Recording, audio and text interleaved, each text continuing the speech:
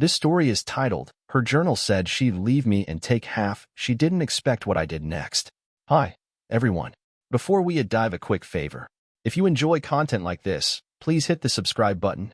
It is free, supports the channel, and make sure you never miss out on amazing video. All right, let us get started. I always thought I had a good sense of people.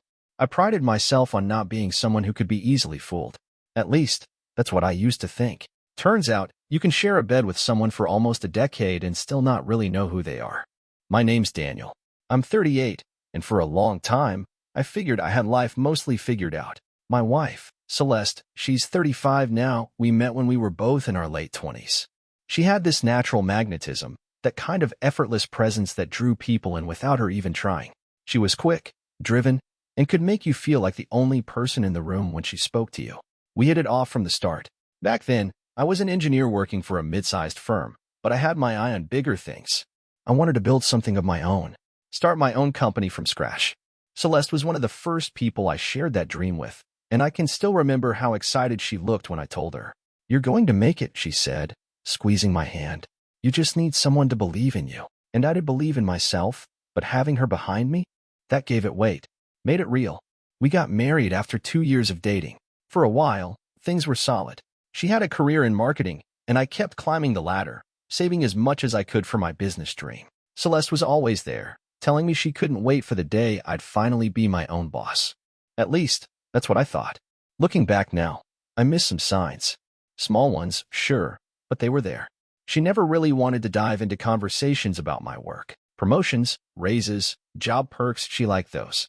But whenever I brought up the business idea, her interest faded fast. She'd smile, toss a quick encouraging line, and steer the talk elsewhere. I chalked it up to nerves, maybe stress. We had bills, a mortgage, responsibilities. Then, 3 years ago, I finally did it. I quit my job and launched my own company. And that's when things really shifted. In the early days, I was buried in it. 18-hour workdays, sleepless nights, grinding nonstop to get things moving.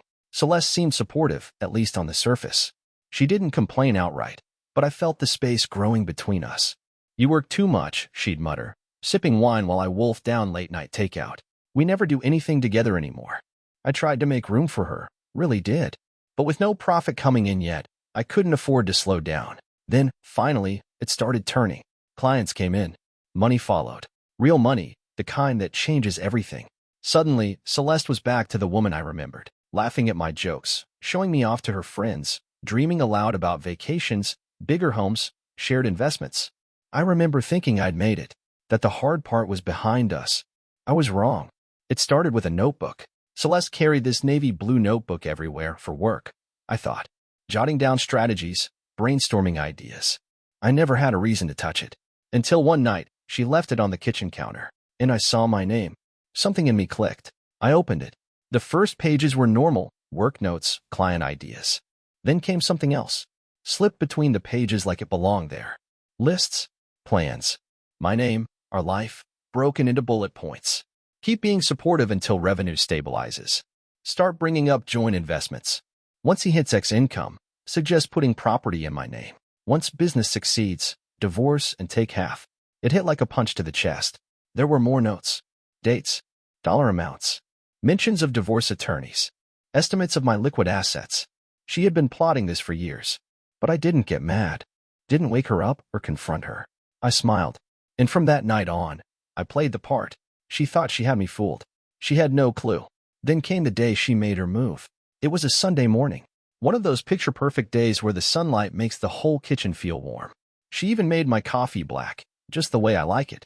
Then she sat down across from me and slid a manila envelope across the table, smiled like it was nothing. I knew. I'd known. But my stomach still twisted when I saw it. "I've been thinking," she said, fingers wrapped around her mug.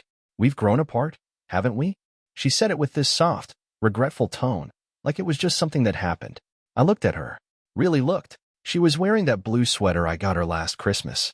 Said it was her favorite. Now here she was, treating me like a business deal she'd decided to close. "You want a divorce?" I asked, trying to sound surprised. She gave me that gentle, practiced expression she used when she wanted to seem kind. "I think it's for the best, don't you?" I almost laughed. Instead, I picked up the envelope and turned it over. "This is a lot," I muttered, like a man caught off guard. I flipped the flap open and pulled out the papers. She had already signed. She was ready. "I don't want this to get ugly," she said, leaning in like we were negotiating. "I know things have been tense, but we're both adults. We can handle this fairly." Fair. That word nearly made me snap. I bit it down. I flipped through the pages slowly. She wanted half of everything, not just savings. She wanted a chunk of my business, the one I built while she smiled and checked out. She even wanted spousal support, despite having a full-time job. But she kept that soft, sweet voice like she was doing me a favor. "I know this is hard," she added, "but this is best for both of us. I really want to stay on good terms." I looked at her, studied every twitch in her face. She had no idea. I nodded slowly. "I just need some time." Her smile came quick. "Of course. Take all the time you need." And in that moment, I almost felt sorry for her. Almost. Because she still thought she'd won. She had no idea I had read that notebook. Not yet. She didn't know that I'd spent the last few months getting everything lined up. I'd been playing along, laying the groundwork, making sure that when the time came, she'd be the one left reeling. So I picked up my coffee, took a slow sip, and smiled right back at her. For the next few days, I played the part of a man blindsided by divorce. Celeste didn't press. She was smart, gave me space, acted like she was letting me come to terms with the shock. But I saw the way she looked at me when she thought I wasn't paying attention, measuring me, calculating, trying to figure out if I'd take the hit quietly or put up a fight. She expected a fight, just not the kind I had in mind. I stuck to the routine, ate dinner like normal, slept beside her in the same bed, let her kiss my cheek each morning, like we were just another couple going through a mutual separation. All the while, I was locking in the final pieces. Celeste had made a mistake, not by underestimating me. She'd done that long ago, but by assuming I was still the same man I'd been when I launched my business. Back then, I was hopeful, maybe even naive. Thought hard work and loyalty were all it took. But running a company changes you. You learn to spot the angles, see the plays before they're made. You learn how to protect what's yours.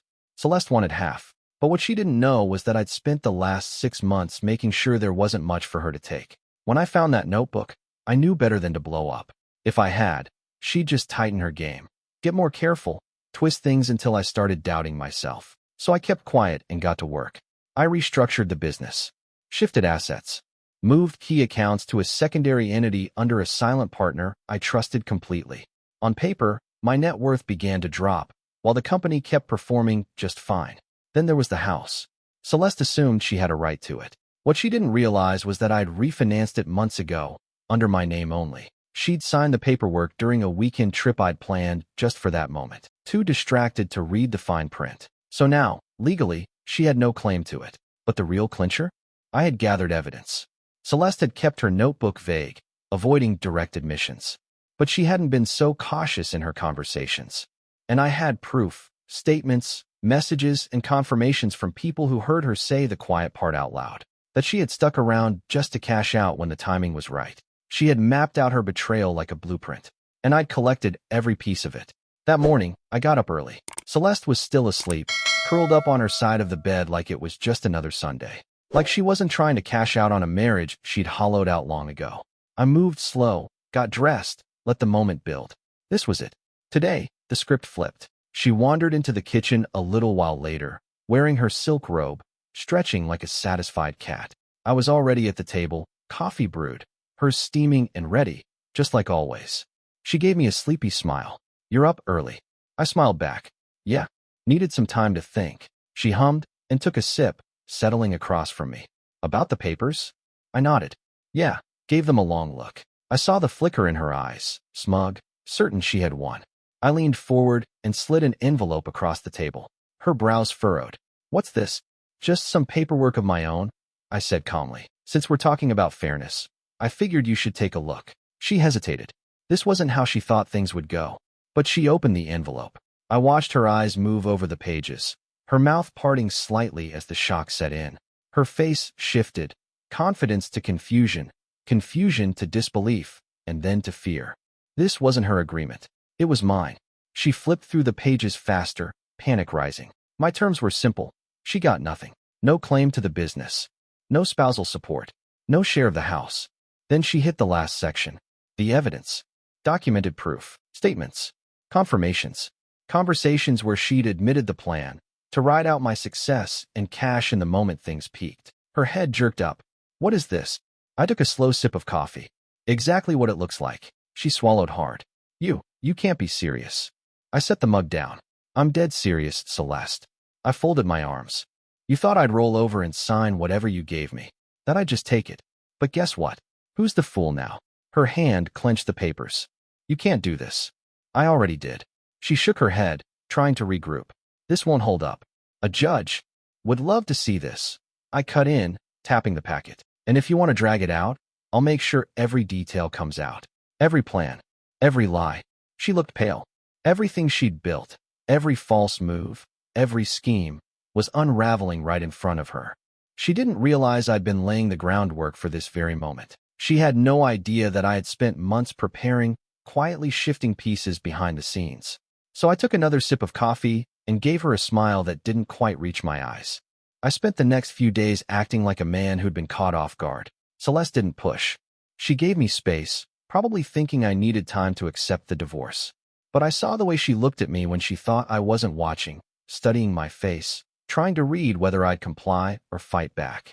I had no plans to fight her, not in the way she expected, anyway. Life went on like normal. We ate dinner together, slept in the same bed. She still kissed my cheek every morning, keeping up the illusion of an amicable split. Meanwhile, I was getting ready to pull the final trigger.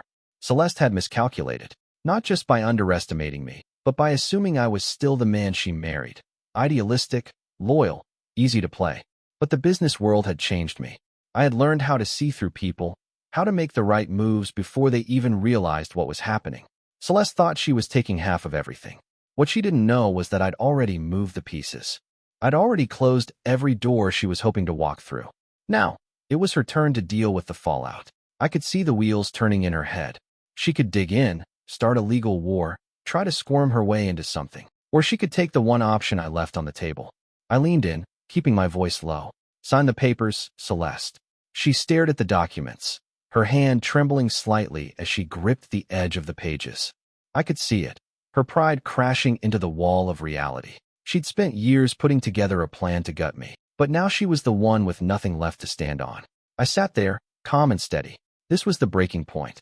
After everything she did, after all the lies and manipulation, it came down to this moment. Finally, she let out a shaky breath, almost like a bitter laugh. You think you've won, don't you? I didn't respond.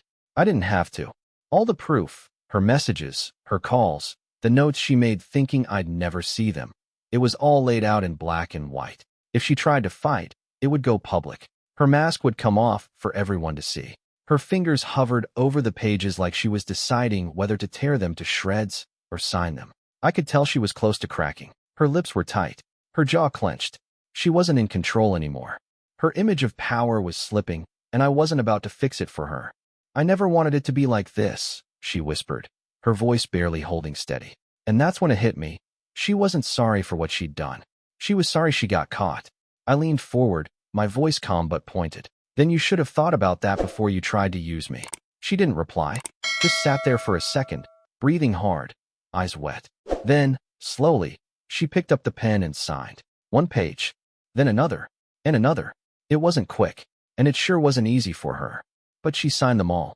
When she was done, she pushed the packet back across the table without looking at me. I flipped through them, gave it a once-over, folded them up neatly, and slid them back into the envelope. Goodbye, Celeste, I said, voice low but firm. We're done. She didn't say anything. She just stood up, slow and unsteady, her face pale like someone who had finally realized they were the architect of their own ruin. She started to walk away, but paused in the doorway. Her voice was almost too quiet to hear. You'll regret this. I shook my head. No, I won't. I already made peace with it. And just like that, she walked out. The silence that followed? It was peaceful. For the first time in a long time, I felt like I could breathe. Her plan had fallen apart. The lies, the games, the manipulation, all of it had unraveled. And now, I was still standing. My business, my house, everything I'd built, it was all still mine. I thought I'd feel angry or even sad, but I didn't. I felt relieved. So here's where things stand. The divorce is final. Celeste signed everything. I kept the business, the house, everything. She walked away with nothing. She thought she had it all figured out. But I had my own strategy, and it worked. I never brought up the notebook, never confronted her directly. I just let her walk right into the trap she'd set for me. I'll be honest, I feel good about how it played out. No guilt. She spent years trying to play me. Still, part of me wonders, did I go too far? Maybe I could have just accepted the divorce and moved on. Maybe I didn't need to gather all that evidence. But I couldn't let her get away with what she'd planned. I also wonder how people will see me. Maybe I'm not the hero in this story, even though I was the one who got betrayed. So, what do you think? Was I wrong for playing her game? Or was it karma finally catching up to her? Let me know what you think in the comments. And if you want to hear more stories like this, don't forget to like, subscribe, and turn on notifications so you don't miss a thing.